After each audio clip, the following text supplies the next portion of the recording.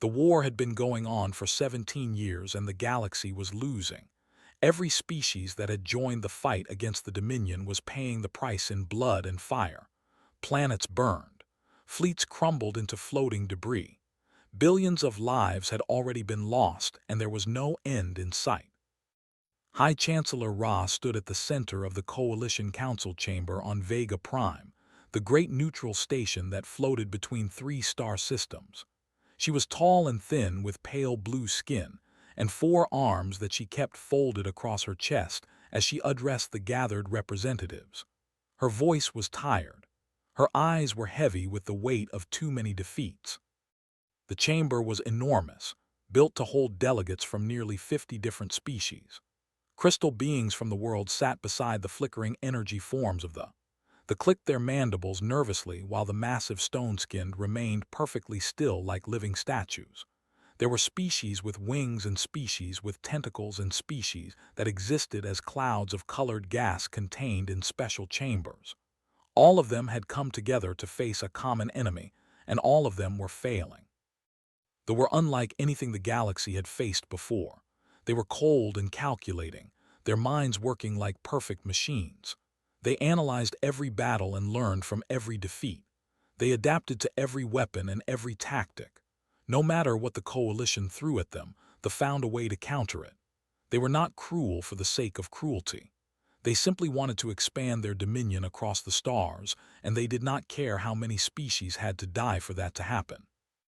Ra looked out at the assembly and spoke the words that none of them wanted to hear. She told them that the coalition had lost another 12 systems in the past month. She told them that they had sacrificed half their remaining fleet to hold the line at Nebula. She told them that they were dying faster than they could reproduce, their ancient race flickering toward extinction. She told them that they had abandoned 3 of their and were running out of places to run. The chamber was silent when she finished. No one wanted to be the first to speak, because no one had anything hopeful to say. Then Ambassador Prill rose from his seat.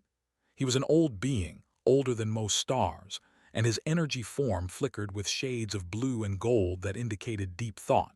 He had seen empires rise and fall. He had watched young species crawl out of their oceans and reach for the stars. He had witnessed the birth and death of countless civilizations. And in all that time he had learned one important lesson. Sometimes the answer to a problem came from the most unexpected place. Prill spoke slowly, choosing his words with care. He reminded the council that there was one species they had not yet contacted, a young species from a small planet orbiting an unremarkable yellow star in a quiet corner of the galaxy, a species that had only achieved faster than light travel 60 years ago, a species called humans. Commander of the made a sound of disgust. His mandibles clicked rapidly as he dismissed the suggestion. The humans were primitives, he said. They had no real fleet. Their weapons were crude. Their technology was decades behind even the youngest spacefaring races. What could they possibly offer against an enemy that had crushed civilizations a million years old? Prill waited for it to finish and then he spoke again. He told the council that he had been studying humans for some time. He found them fascinating in ways he could not fully explain. Their planet had tried to kill them over and over again throughout their history. Ice ages had frozen their lands. Plagues had swept through their populations. Predators had hunted them. Volcanoes and earthquakes and floods and droughts had tested them without mercy. They should have gone extinct a dozen times over. But they never did. They survived. They adapted. They fought back against their own world and won. More than that, Prill continued, humans were strange in ways that logic. They formed attachments to other species and even to machines. They created art and music for no practical purpose. They laughed in the face of danger and made jokes about death. They did things that made no sense, and somehow those senseless things often worked. They were chaos wrapped in flesh and bone. Perhaps, Prill suggested, that was exactly what the coalition needed. They were masters of logic and calculation. They could predict any rational strategy and counter any reasonable tactic. But humans were not rational. They were not reasonable. They were wild and unpredictable and sometimes brilliantly stupid. Maybe that unpredictability could give the coalition an edge. Chancellor Ra listened carefully to everything Prill said. She was not convinced, but she was desperate. 17 years of war had taught her that desperate times required desperate measures. She asked the council for a vote, and the vote was close, but it passed. They would send a message to Earth and ask for whatever help the humans could provide.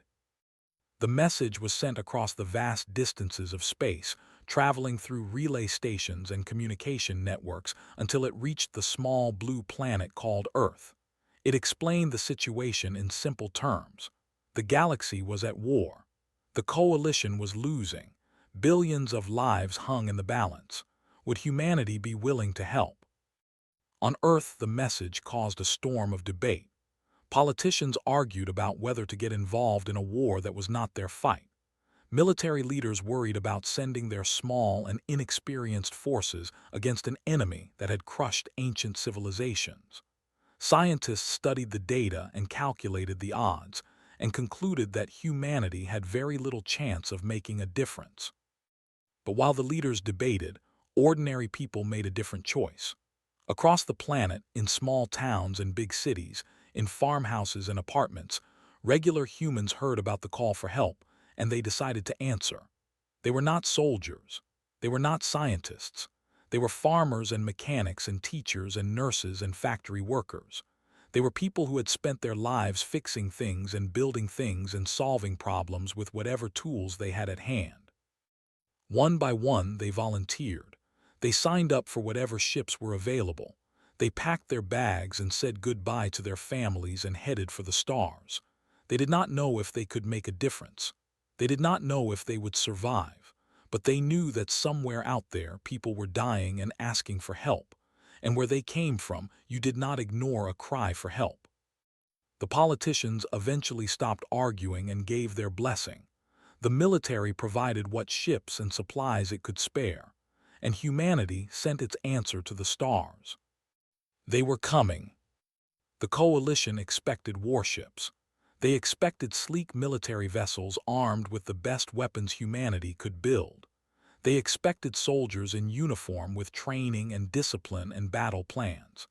They had seen the broadcasts from Earth showing their armies and their navies, and they assumed that was what would arrive at Vega Prime. What actually arrived was something very different. The ship was called the Prairie Wind, and it looked like it had seen better days about 20 years ago. The hull was covered in patches where old damage had been welded over with whatever metal was available. The paint was faded and peeling in places. One of the engine nacelles was attached at a slightly crooked angle that suggested it had been replaced in a hurry by someone who did not have the right parts. The whole vessel looked like it might fall apart if someone sneezed too hard. Captain Samuel Wright stood on the bridge as his ship docked at Vega Prime. He was 53 years old with gray hair at his temples and deep lines around his eyes from squinting into too many sunrises. His hands were rough and calloused from a lifetime of hard work. He had grown up on a wheat farm outside of Wichita, Kansas, where he learned to fix tractors and predict weather and never give up no matter how bad things got. He joined the Merchant Marine at 19 because he wanted to see what was beyond the horizon. He had been hauling cargo between Earth's colonies for 30 years, and he knew his ship better than he knew his own face. His crew was small but loyal. They had worked together for years and trusted each other completely. Lieutenant Maria was his second in command. She was 41 years old and had spent 15 years as a firefighter in L before budget cuts closed her station. She was tough and steady and never panicked no matter how bad things got. She had walked into burning buildings to save strangers, and she had carried wounded people on her back through smoke and flame. Space was just another kind of dangerous, and she was used to dangerous. Chief Engineer Danny was 50 years old and had spent the first half of his life fixing tractors and combines on farms across Nebraska. He always said that an engine was an engine whether it ran on diesel or plasma. You just had to understand what it wanted and give it what it needed. He could fix anything with enough time and enough duct tape, and he had kept the Prairie Wind running through problems that should have stranded them in deep space. Dr. Shaw was the ship's medic. She was 45 and had spent 20 years as a family doctor in a small town in Oregon. She knew how to set broken bones and deliver bobbies and treat infections with whatever supplies were available. She had signed up for space because her children were grown and her husband had passed, and she wanted one more adventure before she got too old. Communications Officer Henry was 52 and had worked as a high school teacher in Topeka for 25 years before he retired. His students had always told him he should see the galaxy, and eventually he decided they were right. He was patient and calm and good at explaining complicated things in simple terms. He was also very good at listening, which was the most important part of communication. The youngest member of the crew was Specialist Lisa Monroe. She was 26 years old and had worked as a mechanic at her father's auto shop in Springfield, Missouri, since she was 14. She could take apart an engine and put it back together blindfolded. She had decided she wanted to fix spacecraft instead of pickup trucks and signed up for the first cargo ship that would take her. She was curious and clever and always looking for better ways to do things. These 6 people walked off the prairie wind and into the gleaming halls of Vega Prime. They looked around at the alien architecture and the strange beings walking past, and they tried not to look as out of place as they felt. They were wearing work clothes instead of uniforms. They carried tool kits instead of weapons. They looked like exactly what they were, which was a bunch of ordinary working people who had no business being in the middle of an intergalactic war. Chancellor Ra met them at the docking bay. She looked at the rusty ship and the tired crew, and she could not hide her disappointment. She asked Captain Wright if this was truly what humanity had sent: one old cargo ship and 6 civilians. Wright took off his cap and scratched his head the way he always did when he was thinking. He told the Chancellor the truth because he did not see any point in lying. Earth had gotten her message, and there had been a lot of arguing about what to do. The politicians wanted to send the military, but the military was small and had never fought a real war in space. So they asked for volunteers, and the prairie wind had volunteered. Ra asked him why. Why would 6 ordinary humans fly across the galaxy to fight in a war that was not their own? Why would they risk their lives for species they had never met? Wright thought about the question for a moment. He told her about growing up on the farm and learning that neighbors helped neighbors. When someone's barn caught fire, you did not ask questions. You grabbed a bucket and you helped. When someone's crops failed, you shared what you had. When someone called for help, you answered. That was just how things were done where he came from. He also told her that humans were stubborn. They did not like being told something was impossible. They did not like giving up. They had spent their whole history fighting against odds that should have crushed them and somehow winning anyway. Maybe they could not make a difference in this war, but they were going to try, because trying was what humans did. Ross studied the old captain for a long moment. She did not understand these strange creatures from the little blue planet, but there was something in his eyes that reminded her of the warriors she had known before the war broke them. A quiet determination that did not need to be loud because it was so deep. She told Captain Wright that his ship would be assigned to a supply convoy heading for the besieged world of IV. It was not a combat mission. It was simple cargo hauling, but it would give the humans a chance to see what they were dealing with. Wright nodded and thanked her. He gathered his crew and headed back to the prairie wind. They had work to do. As he walked away, Ra wondered if she had made a mistake. These humans seemed so fragile, so unprepared, so very ordinary. She did not yet understand that ordinary was exactly what made them dangerous. The convoy to IV consisted of 12 cargo ships and 4 coalition frigates for protection. The prairie wind took her place among the other haulers, looking small and shabby compared to the sleek alien vessels around her. The coalition commanders had made it clear that the humans were expected to carry supplies and stay out of the way if trouble came. No one expected them to fight. No one expected them to do anything except deliver their cargo and go home. Captain Wright accepted these orders without complaint. He was not proud. He knew his ship was old and his crew was not trained for combat, but he also knew that sometimes things did not go according to plan. He told his crew to stay alert and be ready for anything. The convoy traveled through hyperspace for 2 days without incident. The crew of the Prairie Wind used the time to study their alien companions and learn what they could about the enemy. Henry spent hours talking to the Coalition communications officers and learning about tactics. Lisa Monroe examined the schematics of Coalition weapons systems and compared them to the equipment on her own ship. Danny traded engineering tips with a technician who was fascinated by the crude but effective way humans built their engines. On the third day, the convoy dropped out of hyperspace to recalibrate their navigation systems. It was a routine stop. It should have been safe. It was not safe. 12 warships appeared out of nowhere. They dropped out of hyperspace in perfect formation, their black hulls gleaming against the stars. Each ship was twice the size of the Coalition frigates and armed with weapons that could cut through shields like paper. They had been waiting. They had known the convoy was coming. Somewhere there was a spy or a broken code, but that did not matter now. What mattered was survival.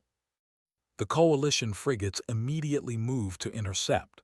They formed a defensive line between thee and the cargo ships and opened fire with everything they had. Energy beams crossed the void. Missiles streaked toward their targets. Explosions lit up the darkness of space. It was not enough. The ships shrugged off the attacks and returned fire with devastating precision. One Coalition frigate took a direct hit to its engine core and exploded in a ball of white light. A second frigate lost its shields and began venting atmosphere as its crew scrambled to seal the breaches. The other 2 frigates fought on, but they were clearly losing. The order came across all channels. All civilian vessels were to break formation and run. The escort ships would hold the enemy as long as possible to buy time for escape. Captain Wright stood on his bridge and watched the battle unfold. He saw the Coalition crews dying to protect ships full of cargo. He saw brave aliens sacrificing themselves for strangers. He saw people who had every reason to give up fighting on anyway. Maria stood beside him. She told him quietly that they should go. There was nothing they could do. Their ship had no weapons. They would just get themselves killed for no reason. Wright was silent for a long moment. Then he asked Danny how much fuel they had in the auxiliary tanks. Danny checked his instruments and reported that the tanks were full. 3 months' worth of fuel for extended operations. He asked why the captain wanted to know. Wright told him to dump it, all of it, right into the path of the formation. Danny stared at him like he had lost his mind. He pointed out that without that fuel they would be stranded. They would not have enough to reach any friendly port. They would be dead in space. Wright just repeated the order, dump the fuel. Danny looked at Maria, who looked at the captain, who was watching the battle with calm, steady eyes. Then Danny shrugged and did what he was told. The auxiliary tanks opened and thousands of gallons of highly volatile fuel poured out into the vacuum. The fuel spread out in an invisible cloud directly in front of the advancing ships. Wright told Henry to open a channel to the entire convoy. He broadcast a simple message. All ships were to cut their engines immediately. Do not ask questions, just do it. The Coalition ships, they did not understand what was happening, but they were desperate enough to try anything. One by one, the cargo ships and the remaining frigates went dark. Their engines fell silent. They drifted in the void like dead things. They did not slow down. They saw the civilian ships going dark and assumed they were trying to surrender or play dead. It did not matter. They would destroy them anyway. Their formation continued forward at full speed, heading directly into the invisible cloud of fuel. Wright turned to Lisa. He asked her about that emergency flare they had picked up at Deimos Station, the one that was too bright and too powerful to be legal in most systems, the one he had told her to get rid of. Lisa grinned. She had not gotten rid of it. She had hidden it in a storage locker because she thought it might be useful someday. Wright told her to fire it into the fuel cloud. She did. The flare shot out from the prairie wind and streaked toward the invisible cloud of fuel. When it hit, the result was spectacular. The fuel ignited in a massive explosion that turned 3 kilometers of space into a wall of fire. 4 warships were caught directly in the blast. Their shields could handle energy weapons, but they were not designed for the raw thermal fury of burning fuel. The ships melted. Their hulls crumpled. Their crews died in seconds. 2 more ships took heavy damage from the debris and the shockwave. Their formations broke as they tried to evade the spreading fire. Confusion rippled through their fleet. The remaining coalition frigates saw their chance. With the disorganized and damaged, they pressed the attack. Energy weapons hammered the enemy ships. Missiles found their targets. One by one, the warships fell. When it was over, 8 of the 12 ships had been destroyed. The remaining 4 fled into hyperspace, their perfect formation shattered, their confidence broken. Captain Wright leaned back in his chair and let out a long breath. They had done it. They had won. Maria looked at him with something like awe. She asked him how he knew that would work. Wright shook his head. He told her he did not know. He just remembered something his father used to say about fighting fires. Sometimes you had to make a bigger fire to stop the one that was coming. It was not a guarantee. It was a gamble, but it was better than doing nothing. He told Henry to get him aligned to Coalition Command. Someone was going to want to hear about this. As the prairie wind drifted in space, her fuel tanks empty but her crew alive, Captain Samuel Wright allowed himself a small smile. They had come to help and they had helped. Maybe that was enough. It was only the beginning. News of what happened at the convoy spread across the coalition like fire through dry grass. The story was told in council chambers and military bases and refugee camps on 100 different worlds. A single human cargo ship with no weapons had turned the tide of a battle that should have been a massacre. 6 ordinary people from a farming world had done what trained coalition warriors could not. Some did not believe it at first. They thought it must be propaganda or exaggeration, but the sensor recordings did not lie. The footage showed the fuel dump and the explosion and the ships burning. It showed Captain Samuel Wright standing calmly on his bridge while chaos erupted around him. It showed a crew of civilians doing the impossible. Chancellor Ra summoned Captain Wright to address the Coalition War Council. It was an honor that had never been given to anyone outside the member species. The humans were not even official allies. They were just volunteers who had shown up uninvited, but Ra needed to understand what had happened. She needed to know if it could happen again. Wright walked into the great council chamber feeling very small. The room was filled with beings from dozens of species, all of them watching him with curiosity or suspicion or hope. He was wearing his cleanest work clothes, which still had grease stains on the sleeves. He had not slept in 2 days. He wished he was back on his ship where things made sense. Ra asked him to explain what he had done and why. She wanted to understand his thinking. Wright cleared his throat and told them the truth. He said he did not have a plan. He saw people dying and he looked for something that might help. The fuel was there and the flare was there, and he remembered a story from his childhood. When he was a boy, there was a wildfire heading toward his family's farm. His father drove a tractor into the path of the fire and started burning the grass himself. He created what farmers called a fire break. Fire cannot burn what is already burned. The controlled fire stopped the wild one and saved the farm. Wright said he figured space was not that different from Kansas, just bigger and colder. The principles were the same. If you cannot stop something head-on, you find another way. Commander of the interrupted with a harsh clicking of his mandibles. He said that one lucky trick did not win a war. They had thousands of ships. They controlled hundreds of systems. They had been crushing civilizations for centuries. The coalition could not defeat them with farming stories. Wright nodded slowly. He said the commander was probably right. The humans did not have the ships or the weapons or the experience to win this war through normal means. But maybe normal was the problem. He looked around the chamber at all the different species watching him. He told them something he had been thinking about since the battle. They were smart. They were logical. They studied every battle and learned every tactic. They could predict what any rational enemy would do and prepare a counter for it. That was why they kept winning. They always knew what was coming. But humans were not always rational. They did things that did not make sense. They took risks that no sane being would take. They came up with ideas that seemed stupid until they worked. They had never fought an enemy like that. Their perfect logic could not account for someone who would dump 3 months of fuel into space and set it on fire. Ambassador Prill of the flickered with interest. His ancient energy form shifted through colors that indicated deep thought.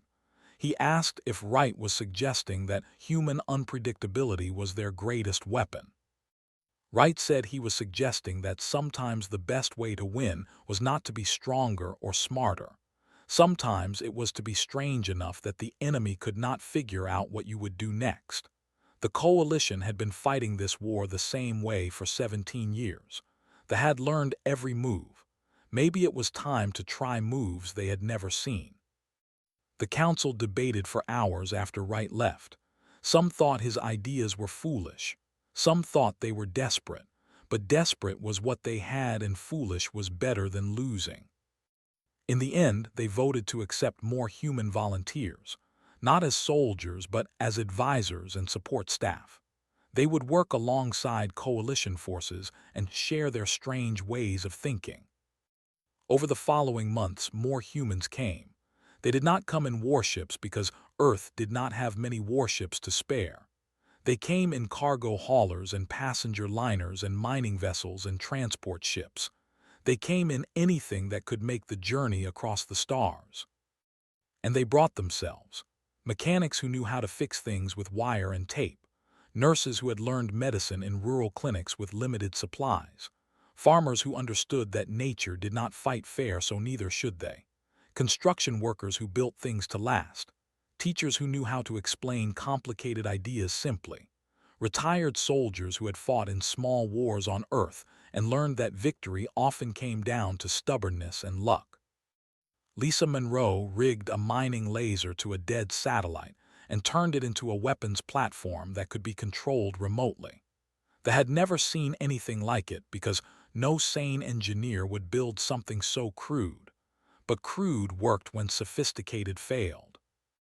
Danny figured out how to make coalition shield generators overload on purpose.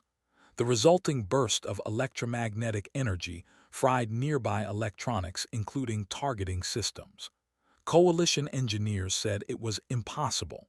Danny said impossible was just a word people used when they had not tried hard enough. Shaw developed new medical techniques that combined human and alien medicine in ways no one had tried before. She saved the life of an admiral using a procedure that her medical school professors would have called primitive. The admiral did not care if it was primitive. He cared that he was alive. Henry established a communication network using technology so old that they had stopped monitoring it decades ago. Messages flew between human ships on frequencies that the enemy ignored because no advanced civilization would use them. The humans used them anyway. Across 100 battlefields, the humans brought their chaos.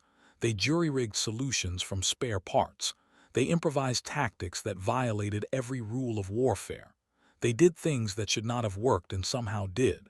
They could not adapt because there was no pattern to adapt to. Every human did things differently. Every ship had its own tricks. There was no logic to counter because there was no logic. Slowly the tide began to turn. The coalition still lost battles, but they started winning some too. The advance slowed. Then it stopped. Then it began to reverse. Captain Wright was promoted to Commodore Wright despite his protests that he did not want the job. They gave him command of the human contingent, which had grown to over 300 ships. He still flew on the Prairie Wind because he refused to give her up. She had been patched and upgraded, but she was still the same old ship he had flown for 30 years. His crew stayed with him. Maria became his chief tactical officer. Danny kept the engines running, trained new medics. Henry coordinated communications for the entire human fleet. Lisa designed weapons that made coalition engineers shake their heads in disbelief. They were still just ordinary people from a little blue planet, but ordinary was turning out to be exactly what the galaxy needed. The final battle came 2 years after the humans first arrived. The coalition had pushed the back system by system until only there remained. It was a fortress surrounded by 1,000 warships. Every vessel that had left was gathered there for one last stand. The coalition assembled its own fleet, 800 ships from a dozen species. 300 of those ships were human vessels of various sizes and shapes. They ranged from converted cargo haulers to passenger liners that had been fitted with weapons to mining ships that could drill through enemy hulls. None of them looked like proper warships. All of them were ready to fight. Commodore Wright stood on the bridge of the Prairie Wind and looked out at the gathered fleet. His ship had been through a lot in the past 2 years. She had more patches than original hull plating. Her engines had been rebuilt twice. Her navigation computer had been replaced with parts from 3 different species. She was ugly and old and held together by determination. He loved her. His crew was on their stations. Maria was at tactical. Danny was in engineering, was in the medical bay preparing for the wounded that would soon arrive. Henry was at communications. Lisa was in the weapons bay with the strange devices she had built from salvage and imagination. The Supreme Commander sent a message across all frequencies.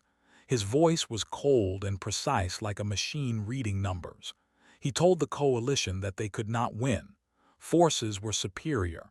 Technology was superior. He offered them a chance to surrender and receive a merciful extinction. Wright keyed his communicator and replied. He introduced himself as a farmer from Kansas who had somehow ended up commanding a fleet in the middle of a galactic war. He said he had learned something important growing up on that farm. You could have the best equipment and the best land and the best weather forecast, but in the end it was the harvest that mattered. And the harvest depended on work and luck and never giving up no matter what the sky threw at you. He told the Supreme Commander that humanity had been harvesting against the odds for 10,000 years. They were not going to stop now. The battle began. Coalition warships engaged the fleet in conventional warfare. Energy beams and missiles filled the space between the two forces. Ships exploded. Shields failed. Crews died. It was brutal and bloody and exactly what they expected. But the humans did not fight the expected way. A group of cargo ships broke from the main formation and accelerated toward the lines. They were broadcasting surrender signals and distress calls. They assumed they were fleeing cowards and ignored them. That was a mistake. The cargo ships rammed into carriers at full speed. Their crews had already evacuated in escape pods. The impact destroyed ships that would have taken hours to defeat in normal combat. Mining vessels drilled through the hulls of cruisers and deposited explosive charges in their engines. The explosions came from inside where shields could not help. A passenger liner broadcast fake communications that made it seem like an entire ghost fleet was attacking from behind. The diverted ships to counter a threat that did not exist. A team of engineers from Cleveland had spent 6 months studying captured computers. They found a flaw in the targeting systems that could be exploited using signals so primitive that modern firewalls did not recognize them as attacks. Half the fleet suddenly found their weapons shooting at empty space. Maria led a boarding party onto a command ship. Her team included former police officers and martial artists and a retired accountant from Phoenix named Gary Palmer. Gary had joined the volunteer fleet because he was bored with retirement. He turned out to be very good at close-quarters combat. No one was more surprised by this than Gary. Danny kept the Prairie Wind flying through damage that should have killed her. One engine was completely gone. Half the hull breaches were sealed with emergency patches and prayers. The life support was running on backup power. Danny crawled through burning corridors and held failing systems together with his bare hands. He told the ship she was not allowed to die today. She listened. Performed surgery in zero gravity while the ship shook around her. Her patient was an admiral who had taken shrapnel to his primary heart. She did not have the right tools. She did not have enough blood. She did not have time. She saved him anyway using techniques that would have horrified any proper surgeon. The admiral lived to see the end of the battle. Henry coordinated the entire human fleet from his cramped station. 300 ships doing 300 different things in 300 different ways. There was no central plan because humans did not work that way. There was just Henry calmly directing traffic and making sure everyone knew where everyone else was. He never lost his patience. He never raised his voice. He kept the chaos organized just enough to be effective. In the final hour of the battle, Lisa did something that no one expected. She piloted a shuttle loaded with explosives toward the flagship. The ship was enormous, the size of a small moon. Its shields were impenetrable. Its weapons could destroy anything that came close. But Lisa had noticed something. The shield generators created a tiny gap when they cycled. The gap lasted less than a second. It was too small for any normal weapon to exploit. Lisa was not normal. She had spent her whole life fitting things into spaces that seemed too small. She knew timing and angles and the feel of a machine responding to her hands. She flew the shuttle through the gap. The explosion tore the flagship apart from the inside. The ship that had commanded their entire fleet died in a ball of fire. Lisa ejected at the last possible moment and tumbled through space in her escape pod until a coalition ship picked her up. With their command, ship destroyed, the fleet fell apart. Their perfect coordination became chaos. Their logical plans became panic. Ship after ship fell to the coalition forces. The survivors tried to flee, but there was nowhere left to run. When it was over, less than 100 ships remained. They surrendered. The war was finished. Wright sat in his captain's chair and stared at the burning remains of the fleet. He was tired. He was wounded. He had lost friends today, but they had won. Maria sat beside him. She asked him how he felt. He thought about it for a long moment. Then he said he felt like it was time to go home. Kansas was probably very different now, but he still missed the smell of wheat fields in summer. 1 year later, Chancellor Ra stood beside a monument on Vega Prime. It honored everyone who had died in the war. She asked Wright a question she had been wondering about since the day he arrived. How had humans made such a difference when everything about them suggested they should have failed? Wright watched the stars for a moment before answering. He said humans were new to the galaxy. They were still figuring things out. They made mistakes.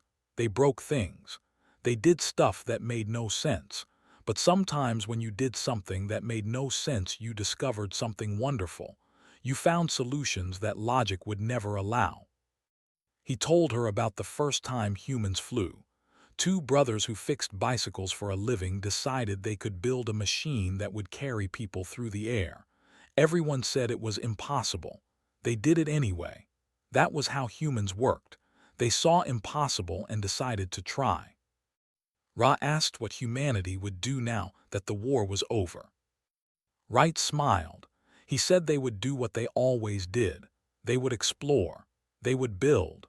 They would make friends with strange beings from distant stars. They would find new problems and come up with crazy solutions. They would keep reaching for things that seemed out of reach. The galaxy had called for help and humanity had answered. They would keep answering for as long as anyone needed them. Because that was what humans did. They showed up.